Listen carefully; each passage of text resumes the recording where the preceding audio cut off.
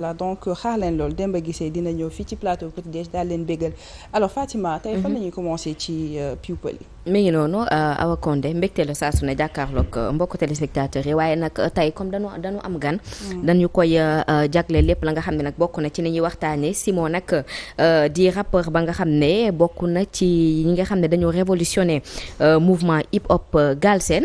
gannaaw nag loolu le moom it nag doon ko ràññeeku loolu ci wàllum activisme ak fële ca Y'en a marre bokkit ci membre fondateur yi mën nañu wax loolu ñu ràññee ko it loolu gannaaw sax ba muy door yàgg na depuis 1999 wala sax 1998 ci ay son yi nga xam ne jot na ko génnee ci lu ñeel sax wàllum xeex la nga xam ne moo dul yoon ci réew mi waaye nag ci weneen wàllu wa moo njëkk bokk na ci artistes yi njëkk a feesal fële ca Grand Théâtre ci bi Grand Théâtre sax di door a door gannaaw ba ñu ko nuyuwaatee moom Simon mën nañu xam rek ci lan la nekk waxtu wi ndax bokk na rek ci ay jamono nga doon yëngu ci wàllum entrepreneuriat di am sax sa marque bopp ci lan la Simon nekk. waaw encore une fois di la remercier ci dalal bi. c'est un plaisir. Simon mu ngi ci entrepreneuriat ba tey maa ngi lancé benn projet depuis maintenant 3 ans bu tudd Solo fi mooy s'habiller local. Ça fait presque 3 ans man lépp lu may sol ci kaw ba ci suuf ay artisans sénégalais ñoo koy defar ñoo koy ñëw ñoo koy confectionner. donc pour ñaar tamit sénégalais yi ne leen dañu sànq ñu ngi wax ci waxu indépendance c'est très important. mais tey on peut pas être indépendant bu dee lépp loo xam ne moo xam ci wàllum lekk la ci wàllum solu la ci wàllum defar ay infrastructure lépp lu ñu soxla bitim réew lay jóge donc indépendance bi day des joxe nañu ay exemples yu mel ni Chine ak Corée parce que ils se sont renfermés sur eux-mêmes loo tax dañuy ne indépendance c'est pas juste une volonté des politiques c'est tamit une volonté des peuples est-ce que les peuples sont prêts à être indépendants parce que Chine ils ont beaucoup souffert parce que dañu lañ tëjal lépp ñu dund embargo ay ati amuñu électricité comme niñ ko war a amee li ñuy lekk ñoom ñoo koy bàyyil seen bopp ñu développer seen ceeb ñu développer seen ay ressources et cetera tey bu ñu xoolee li ñu daloon ci wàllum Covid on s'est rendu compte que ne demax dikk bi ci wàllum importation exportation posé na problème surtout importation nu mbir yi doon ñëweewul comme avant ñu ñëwaat ci crise Ukraine Russie ñu dem ba suñu président dem di yelwaan blé noonu laa ko mën a tuddee yelwaan blé te ñu am ñu am suuf yi nga xam ne moo gën a baax ci àdduna bi ñu am suuf su ëpp si àdduna bi tey Afrique superficie mën nañ ne Europe États-Unis Chine xaj na ci biir tu vois mais dañuy dem di yelwaan blé il y a un problème donc loo tax à un moment on a lancé le concept bi mu ngi tudd savoir-faire local SFL pour ne il est temps que ñuy renfermer wu sur nous-mêmes pas par égoïsme mais par survie ñaanuma ko yàlla on parle beaucoup de la fonte des glaces ñu ngi xool ay reportages yoo xam ne y a beaucoup de microbes qui sont en train d'être libérés ay microbes yoo xam ne jamonoy préhistoire la donc am na on a parlé de Covid ak ay Ebola am na ay feebar yi waaj a ñëw ñaanaluma ko nag Sénégal ñaanaluma ko àdduna ñaanaluma ko Afrique mais mooy la réalité y a li ñu dal ci Covid dinañu dalaat ñu kenn ñaanu ko yàlla nag peut-être ci yeneen forme même peut-être ci wàllum déplacement avec le temps avion yi du mënati dem cargo yi du mënati dem et cetera il faut se préparer à tout ça on nous parle de l'eau qui va être dans quelques années comme le pétrole alors que ñun suñuy napp yi ñoo ëpp ndox mais place yi ndox yi nekk sax ñun ñu ngi koy jaay américains yi di ko jaay waa bitim réew xam nga parce que ñoom ñu ngi xool xam nañ ne zone yi am na ndox donc ñuy dem di jënd foofu donc ci wàllu woowu la ñu toog tamit xalaat ñu ne tey soxlatuñu ñuy dem États-Unis wala France pour jënd chemise wala pour jënd costume on a des tailleurs qui sont là qui ont cette expertise qui ont ce savoir-faire local soxlawuñu dem bitim réew pour jënd dàll et tey booy dox ci suñu mbedd yi dans chaque coin de rue da ngay gis benn tailleur mais pourquoi ñuy bàyyi tailleur boobu dem di importer Chine wala di importer Turquie est-ce que ñooñu ñu ngi ñëw di importer Sénégal donc la question Simon la question aussi tamit moom mooy comme min nañu chemise tubaab yi si finesse maanaam si qualité si finition tamit est-ce que ñu gisoon ni également tamit actuellement surtout maintenant je parle pas de tailleurs yi nga xam ñu ñoo fi nekkoon macha allah mën bu la solalee bu la ñawalee turki njaareem nga ni gongo parce que dañ daan tarbiyu ba ñu jox leen liggéey maanaam ba ñu ber leen mais léegi on a tendance que dañuy gis ni si domaine yëpp mais comme si wàllum solu nga consommé local ngay wax gars yi dañuy teel a beru maanaam duñ fa xaar maanaam la formation bi en tout cas dafay des. loolu lu ñu nemmiku la. xam nga loolu dama koy dégg souvent. mais on a des gens super talentueux. Absolument. C'est pour ça j'ai pas voulu mettre en avant lu ñuy wax consommer local. Okay. On a parlé de savoir-faire local. Parce que ñi fi nekkoon ñooñu tamit formé nañu ay nit.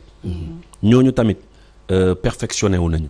xam nga tey keroog ndeysaan am na benn mag bu ma koy wax. ñoomin Louis Vuitton yi nii. xëy ñu rek nekk Louis Vuitton. C'est que seen population da leen challenger. ne leen yéen a fi ne. xam nga tey boo ko newul yaa fi ne. L'exemple que je peux donner, on a eu combien d'entraîneurs étrangers yu ñëw qui ont fait des résultats soi-disant un peu partout dans le monde qui sont des grands entraîneurs mais bés bu ñu tourné wu ci suñu doomu sénégalais ne ko yaa fi ne daf ñoo indil coupe ñeneen ñi indil lu ñu coupe c'est dans la même manière qu'il faut challenger man yenn saa yi ma dem ci tailleur mu ñëwal ma yëkkati loxo fii xotteeku damay demaat ci moom ne ko frère xoolal waaw c'est important lii il faudrait nga perfectionner wu il faudrait nga xoolaat ko une deuxième fois dootuma fi ñëwaat mais kooku dootu ko dalati si chaque Sénégalais faisait comme ça parce que ces marques ay Louis Vuitton ay Yves Saint Laurent leur population les a challengés di leen mettre la pression boo leen ko defeewul ni dootuñu ñëwaat yéen fi ne job leen et c'est à nous aussi de challenger parce que xam nga le défi c'est quoi c'est que cet argent là il reste ici keroog dama doon def benn rencontre ak ay commerçants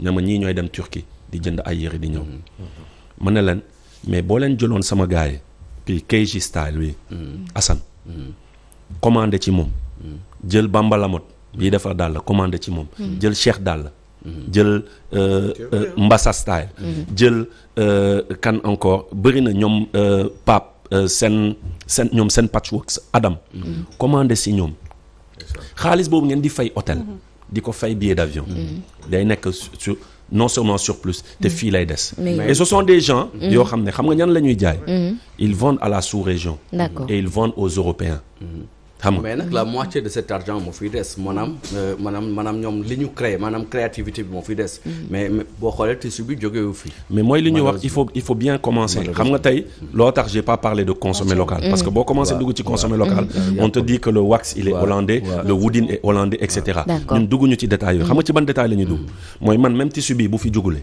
sama xaalis ci këru Pa Assane lay dem njabootu Pa Assane day jël ci xaalis boobu dem dugg ji marché l'argent il reste ici duggul ci ay banque wala di kii l'argent reste ici et circule mais en réalité c'est ça qui crée de la richesse est-ce que nekkul sénégalais ñoom boobu habitude maanaam tey jii ñu dem jënd benn dàll buy jar 15 000 bu Louis Vuitton moo leen gënal jënd dàll bi nga xamante ne xëy na fii lañ ko defee donte mooy gën a baax xam nga sénégalais dañu amoon benn habitude moo doon di seetaan ay séries yoo xam ne Inde lay jógee ay séries hindu mais suñu gars yi dañu ñëw ñefe ba tey ay maîtresse d'un homme marié ay ñoom Calista jël le marché absolument xam nga ñun sénégalais yi dañu tàmmoon ñun jeunesse bi di dem ginnaaw benn parti politique nga jox ñu 2000 ñu solal la t-shirt ñëw tàccu la boo waxee sax ñu ne la waay mais dafa am ay changement ay Cheikh Anta Diop ay Mamadou Dia ay dem si yàlla si Ahmed Dansokho ay ñoom Y'en a marre ay Nit Dof ay Guy Marius Sagna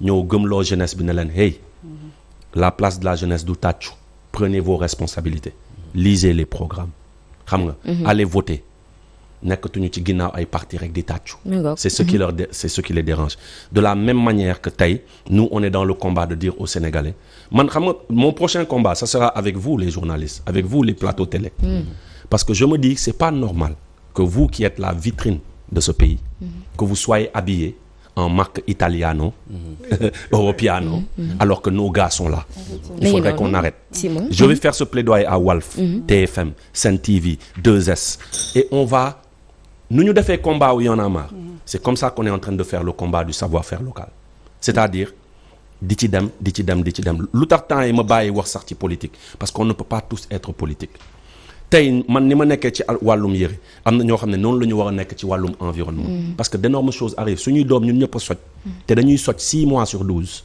boo leen ko seetloo suñuy rakk yi suñuy pourquoi parce que ce temps mais qui en parle kan mooy wax ci pollution kan mooy porter combat yooyu est-ce que ñun ñëpp dañu war a ñëw ci ay combat politicienne non ça fait partie aussi de la politique voilà l'artisanat en fait partie donc pour wax ne ci loolu laa nekk mooy le combat de ñaar sénégalais yi li laay war a suli lépp loo leen soxla ci wàllum yëre ci wàllum dàll on a des champions qui peuvent le faire et ñun la chance qu'on a mooy dañuy rëbb champion yooyu di leen challenger et on prend les meilleurs et on va vers les gens en leur disant acheter ces produits. d'accord ci combat yooyu am na fi nag lu fi jotoon jàll ci lu ñeel yoon ak yoonal gis nañu nag ce vécu carcéral ba nga xam ne jot nga ko am. déjà foofule ca prison bi. naka nga doon dundee ak naka nga ko gisee ak lan nga fa fekk. bon je suis très mal placé nag pour parler de vécu carcéral parce que franchement ñun zone bu ñu nekkoon. muy secteur 5 maa leen di nuyu au passage. di nuyu. ndeysaan sama gars yi fa des démb rek maa ngi déggante ak imam Mamadou Lamine Gueye di ko nuyu di nuyu ñoom Ismaïla ñoom Pape di nuyu vraiment gars yëpp di nuyu ma mel nit dof aussi di ñaan mu gaaw a génn foofu noonu mu nekk mais on va y revenir tout à l'heure ndax defe naa looloo ma tax a ñëw sax ci plateau bi en grande partie je peux pas trop en parler parce que nous on était franchement dans de bonnes conditions bu ñuy wax te yàlla tax néeg bi ñu nekkoon 35 bëriwul nit ku nekk sa lal ku nekk yaa ngi wax sa ventilateur sa ventilo am nga sa télécommande et cetera donc je ne peux pas parler mais je sais que ñi nekk secteur appalant ñi nekk ay 10 chambre 10 9 c'est très galère pour eux c'est très galère. quand même nga dugg prison Simon ñu xañ la sa liberté loolu naka nga ko dundee. waaw c'est très difficile. c'est très difficile mais da nga koy dund juste avec spiritualité. parce que noo koy dundee ak spiritualité mooy quand tu as l'esprit tranquille et que nga xam ne lii c'est une machination et que lii nii ñu lay tuumal defoo ci A defoo ci B donc tu le vis avec beaucoup de spiritualité en plus de spiritualité da nga fa ñëw tamit fekk fa ay nit ay gardes pénitentiaires c'est vraiment le moment de magnifier et de saluer le travail de ces dignes fils du Sénégal qui ne sont pas bien payés qui ne sont pas bien traités xam nga et tey on a l'habitude de parler des conditions carcérales mais je crois que des fois day baax parce que ñoom ci Sénégal lañu bokk à chaque fois dañuy kaasal dafa mel ni policier bi kenn du am na benn policier bés bu mu ne mais ñun lu tax doone ñu kaasal ñun suñuy salaire baaxul ci naaj bu tàng bi la ñu nekk te ñun ñoo leen di garder et cetera tu vois donc ces personnes carcérales tamit c'est l'occasion de saluer seen liggéey parce que ñoom kaso la ñuy dund kaso la ñuy dund comme ñun parce qu'ils sont à l'intérieur et dañuy jàkkaarloo tamit ak ay jukko yoo xam ne des révoltés des gens yoo xam ne peut-être ils n'ont pas eu la chance d'avoir l'éducation militaire que eux ils ont eu ñu cadrer leen loolu yëpp ñu nar ko gérer donc c'est l'occasion de les saluer mais on peut dire qu'on l'a vécu de manière très spirituelle sant ci yàlla jàng nañ ci lu bëri et ça nous a permis tamit de xam àdduna et ça nous a permis tey de croquer aussi la vie à pleines dents ñi muy gën a métti mooy peut-être njaboot bi ak soppe yi tu vois soxna si xale yi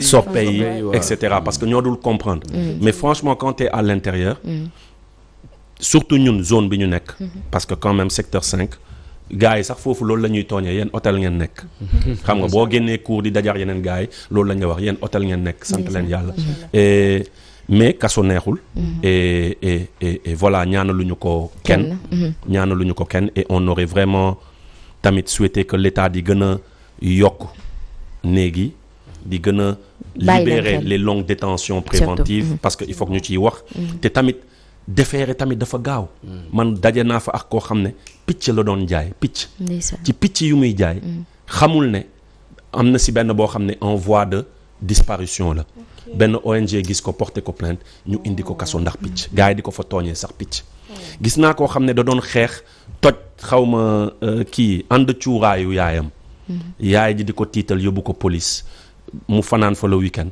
lundi ñu defeere ko il s'est retrouvé là-bas gis naa fa ñoo xam ne ils ont dañu loué oto nit kooku noonu dem defi toj delloo oto bi jël vol ñibbi France ñu ñëw ndekete filmé woon nañu oto bi ñu ñëw jàpp instant yi ba tey instruction. yan yóbbante dañ lay yóbbante.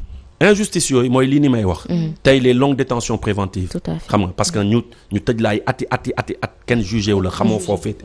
mais il commence à avoir des changements parce que bi ñu fa nekkee gis nañu ay jeunes procureurs. ñëw di visiter ñëw di passer la journée ak détenus yi pour s'enquérir de la situation. Absolument. il faudrait C'est important. yokkaat loolu. mais 1-2 ñu déféré la. 1-2 ñu yóbbu la. am na sax ñuy wax xaw ma ndax dëgg la. peut-être grand bi dina ma si mën a édu am na ñoo xam ne nee nañu suñuy déféré bopp boo déféré rek dañ lay fay 15 000 commissariat bi. loo tax défèrement yi bëri. j'aimerais bien qu'on vérifie cette information. D'accord. parce que je sais pas si c'est vrai. donc yóbbante yooyu la ñu fay yóbbante. D'accord. mais sinon ñun zone bi ñu nekk li ñu doon dégg ay yenn conditions yi franchement ñun dunduñu ko. D'accord. zone bi ñu nekkoon. d'accord ci prison yi sax la ñuy des 30 secondes quelque chose. rapidement rek ñu jàll. Oui, j'ai la nation. Je sais pas si je peux dire je suis français, mais j'ai un passeport français. d'accord Oui, vous êtes français. Ah. D'accord. Et ça vous fait quoi d'avoir une double nationalité? Ça me permet de voyager sans demander le visa.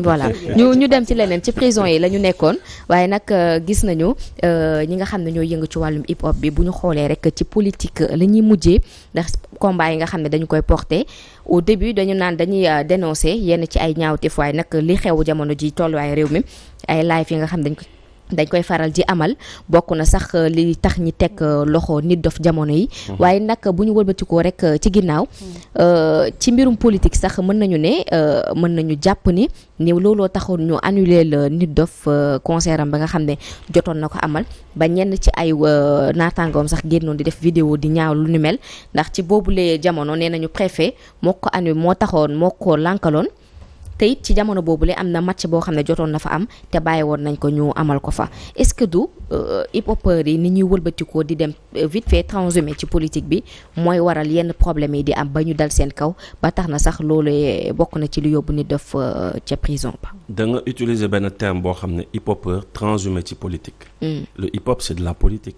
la relation entre hip-hop ak politique. waaw xam nga tey le hip-hop prône la liberté. Les gens sont libres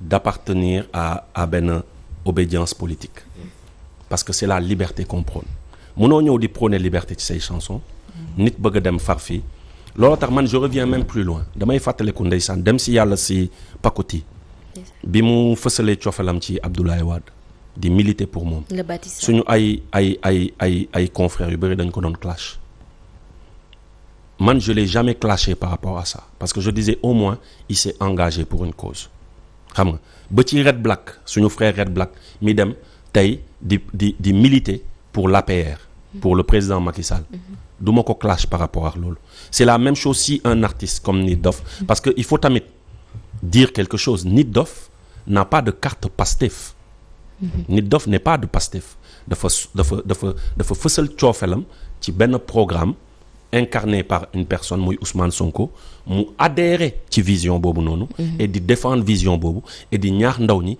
pour ñu ñëw adhérer ci vision boobu mais ça veut pas dire qu'il a la carte Pastef il faut Guy Marius Sagna n'a pas la carte Pastef non plus mais on connaît fu mu mujjee oui mais xam nga c'est loolu day baax ñu leeral ko parce que la dernière fois quand on faisait la conférence de presse nit yi ils ont tenu à leeral loolu donc tey loolu laa bëgg a leeral sénégalais yi et tey Nit Doff son pourcentage ci engagement politique il est très faible par rapport à son pourcentage ci engagement hip-hop.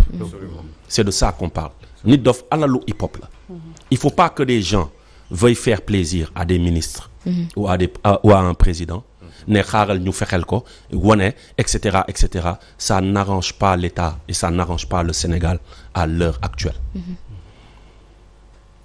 moom lan la def. Là, il a fait un live. Il a parlé d'une façon boo xam ne peut-être il a parlé avec le cœur. et amoon na maanaam offense dañu jàpp ne kàddu yi nga xam ne yëkkati na ko offense la peut-être ci li ñu wax. mais Nit Doff saagul kenn. live bi yenn saa yi boo dégg nit yi di wax xam nga Sénégal dañu nekk ci réew mu wax na. oui dafa saaga procureur. Nit Doff saagul procureur amul benn procureur bu Nit Doff saaga. amul benn juge bu Nit Doff saaga amul benn institution bu Nit Doff saaga débordé na. wax na ay mots ay ndey ay lii ay lee débordé na et il a eu la grandeur de reconnaître que ne dama déborder quelques heures après mu jéggalu auprès de ses internautes ci écart de langage yi mu def mais c'est un hip-hopeur c'est quelqu'un de chaud nous quand on est chaud on parle comme ça il y a 2 semaines man bokkoon naa ci ñu président Macky Sall recevoir 2 semaines avant ñuy incarcérer Nit Doff mois bii nii passé si bi ñu koy recevoir dañ ko wax dañ ko ne tey yow yaay garant wu stabilité réew mi bëri na tension lool te tey yow yaay garant bu takkee yow la bu tàkkul yow la après ci lañ ko cabaxal ne ko mais tey ñii di def ay live nga leen di jàpp mais libéré leen. Abdou Karim Gueye ay Karim ay Ousmane Diagne ay Cheikh Oumar Anne ay Pape Alé les journalistes mais la tension on la sent monsieur le président mais libéré leen ma ne ko mais ñun lu ñu doon def 2012 monsieur le président nga nekkoon suñu wet moo gën a graaw lu ñu doon wax moo gën a graaw mais libérer ñooñu. Ce pays n'a pas besoin.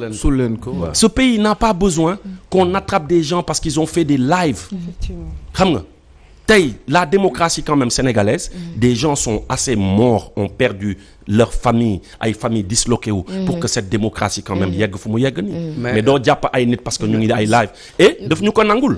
Parce que une semaine après mu libéré ñooñu ñëpp. On nous avait demandé une liste. On a donné une liste. D'ailleurs, la seule de cette liste, c'est la sœur Amidia. Boo xam ne bon apparemment dossier am dafa xaw a compliqué. Mais tur yooyu yëpp la ñu joxe ay ñoom Papito ay ñoom on a donné tous les noms. mais bi ngeen di dem. Simon dogguma la bokk na ci ñi nga xam ne sénégalais yow dañu jàpp ne da nga leen bett parce que xaaruñu la woon nga dem ci rencontre boobu palais est-ce que du moom président Macky Sall daf leen utiliser ci que ni. yenn ci ay rappeur ànd nañu ak man li sénégalais jàpp ak li am bokkul. xam nga dañu nekk ci dëkk boo xam ne mooy sànq lu ñu doon wax il y a une culture politique à avoir. Il y a tamit xam nga ñun man kenn xëyul rek ne ma Simon ñëwal palais il y a eu un projet il faudrait xool le processus il y a eu un projet qui s'appelle TRG Show. TRG Show c'est un concert avec une vingtaine d'artistes hip-hop sénégalais. La crème, ça va de Degueti à Gunmore, à Agbes, suñu petit frère nga xam ne barki démb la ñu ñëw. Une vingtaine. ñooñu am projet bi ki ko lead mooy Moustapha. Moustapha ne man de gars yi mënuma leen fay mais dama bëgg ngeen ñëw accompagner ma plus ñuy dem plus bunt yi dina tijjeeku te bunt yi bu tijjeekoo ku nekk tamit dañ lay yokkal sa cachet et cetera. On a signé.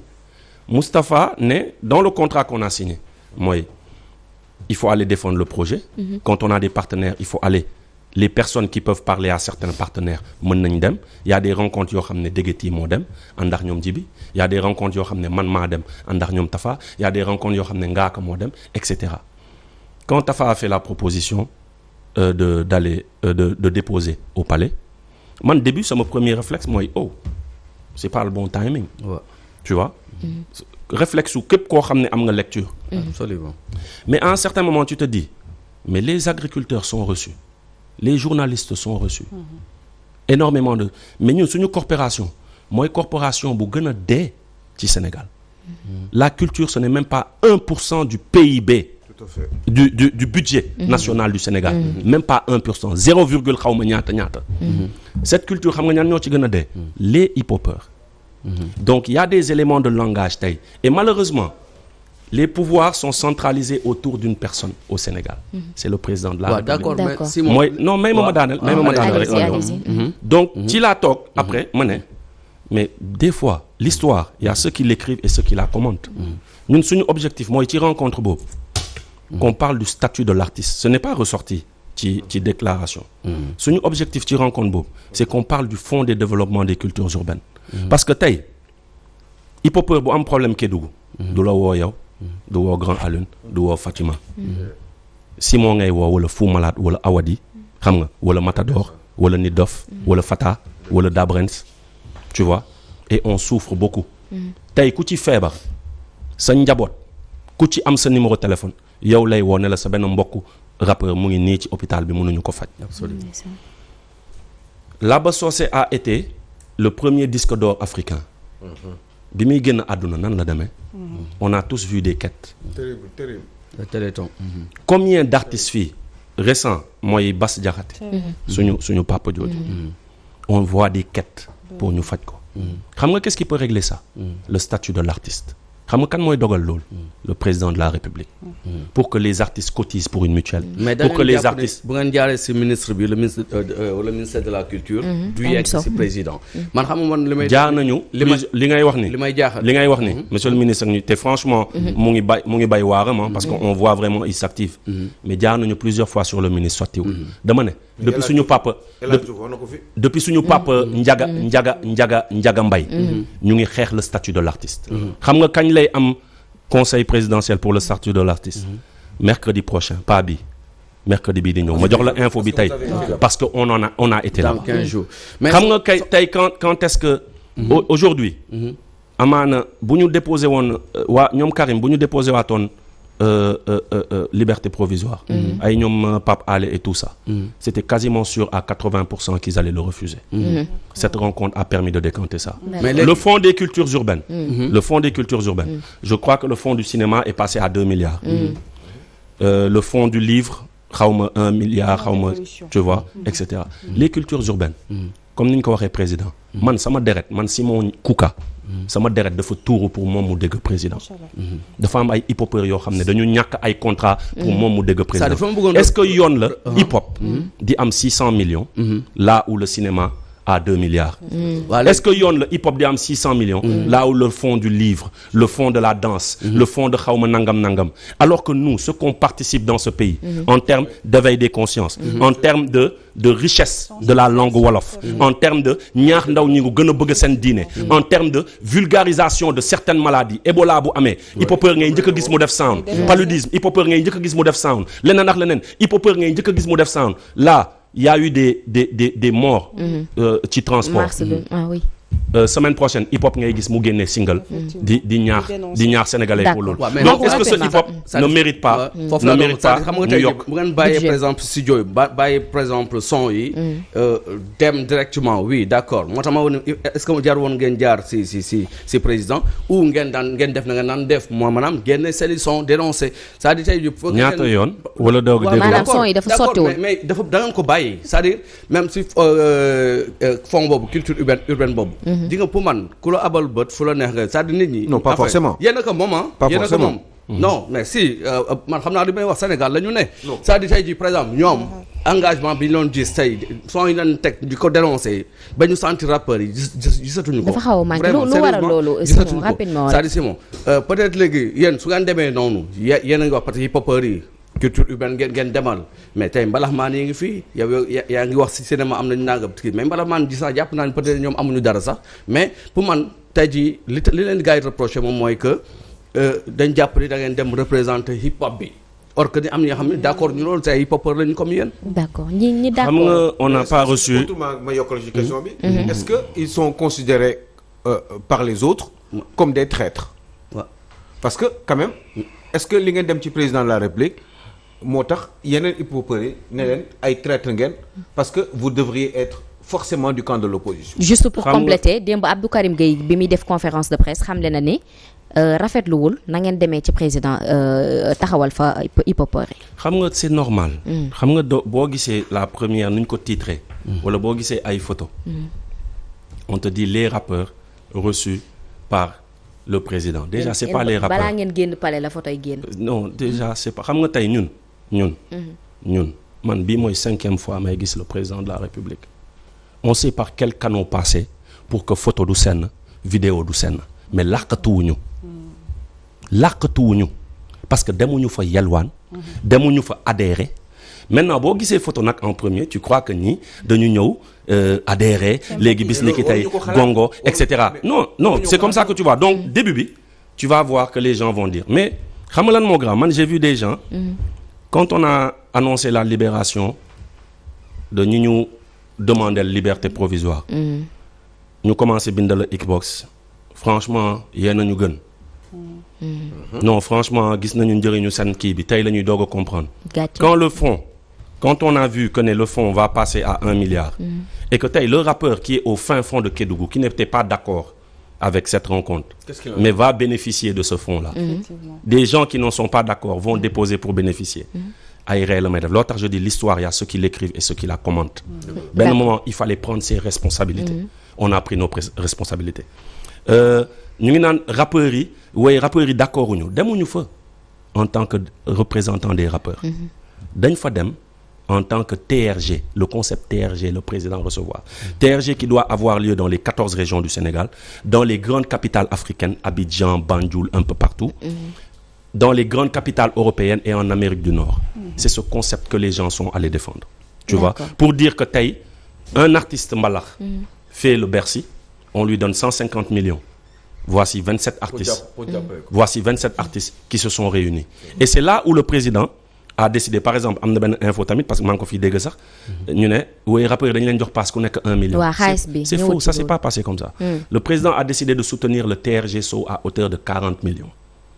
mu ne je soutiens te ci phrase am loolu la je soutiens le TRG Show à hauteur de 40 millions. kuñ koy jox Moustapha ne jox leen ko Idi. ñu jox ko Idi. Staff de TRG Show. D'accord. bi ñu génnee. le Tafa ne man maa leen waxoon ne. Accompagnez-moi. Si les sponsors arrivent, j'augmente vos cachets. La présidence a été considérée comme un sponsor. Je décide de mettre 1 million sur chacun. Yokoko ci cachet. C'est comme ça que ça s'est passé. Mais fekkuñu ñu toog. ñu ñëw nañu passe 1 million, passe 2 millions, passe 3 millions, passe etc.